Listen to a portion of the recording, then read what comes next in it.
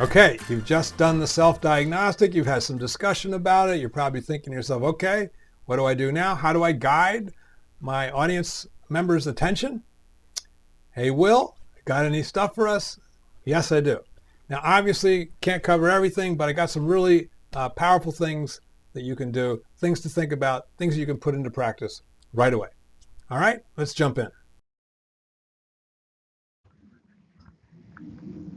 All right, the first thing we want to do, we want to guide attention, we know that, but we don't want to use bullet points. By the way, those bullet points there are just an example. Pay them no attention. The idea here is to avoid bullet points because two reasons. Number one, they're boring. People have seen a lot of bullet points in their life. We use bullet points, we tend to drone on and on about them. Number two, people have seen some really bad presentations with bullet points, so it reminds them subconsciously of the pain that they have felt in bad presentations before. So the key here, avoid bullet points, but in general, avoid PowerPointy slides, the slides that are like cliche. Avoid them because your audience members have habituated to them. They find them boring and painful. So how can you avoid bullet points? Probably the best way is to turn your bullet points into objects like this. This is a slide that I've used. I obviously don't use it this fast. I go through one of these things at a time, but these are bullet points that are turned into objects. Does it look like bullet points? Does it feel like bullet points? So I could have delivered these four things in bullet points, but I think this is much more impactful. Let's talk logos and templates. So this is a typical template that you get within PowerPoint. You've got some decorative graphics along the outside. You've got the TiER1 logo. I added that. You've got a title, etc. It looks good, but there's a lot of elements on there that are pulling away our attention. And we've used up a lot of the white space we might have had with these decorative graphics. In fact, with this template, only about 62% of the screen geography is usable. That wastes a lot of white space. And remember, the white space is what makes our objects and our text pop out, so people will pay attention to them.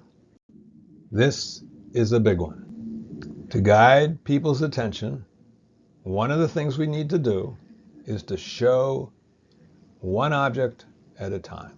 Not the whole object, because then people's eyes go all over it. Now, how do we do this?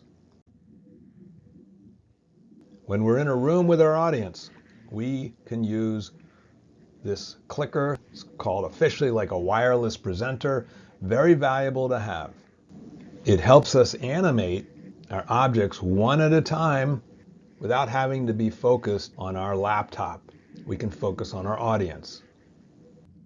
So when we're in a room with our audience, we can see them. We can feel their presence. But when we're presenting online, it's almost like we're presenting across a chasm. It's really hard to connect with our learners. Now, one of the things we can do, if we want to show one object at a time, all we have to do is use our mouse. But of course, we need to do more than that. We have to do some special things to keep them engaged. Not doing the same thing, not just presenting.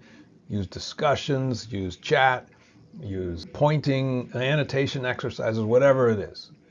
The key thing to show one object at a time is to use your mouse, use the ability to use the laser pointer, etc.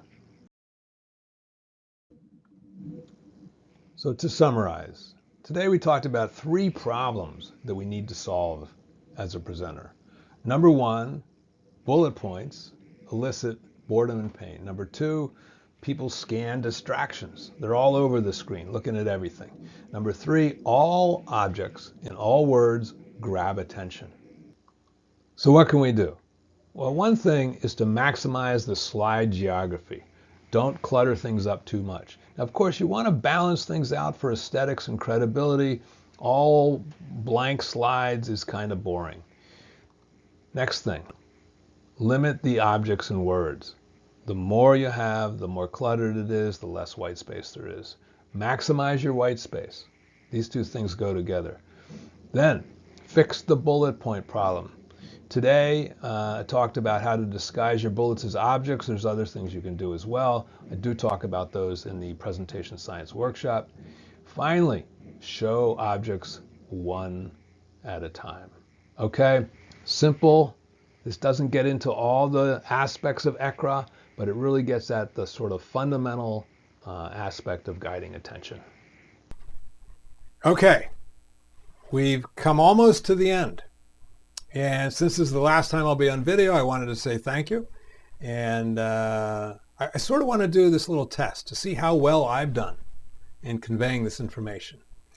So we know to be effective presenters that we need to do a whole bunch of things really well. But at the foundation, we need to help our audience members to engage.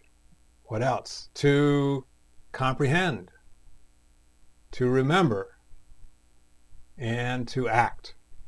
If you did that, give yourselves a round of applause. You'll notice that this is sort of a test to see how well I supported your remembering. So I hope I did okay on that. And now I'm going to help you with the action part. The very last exercise is a way for you to write down your goals. If you found this valuable and you want to write down some goals or a goal, put it in there. And we've designed it based on some science of learning stuff that if you write the goals down and answer the questions that we've asked, it's going to be even more effective to help you meet your objectives. So hope you'll do that. So I guess the only thing left for me to do is say an official goodbye. I'm Will Thalheimer. I'm a principal at TiER1 Performance. I am the host and creator of the Presentation Science Workshop.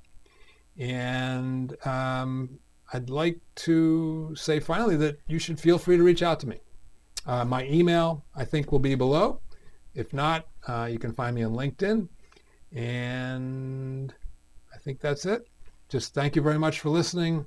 Appreciate you running along with me on this.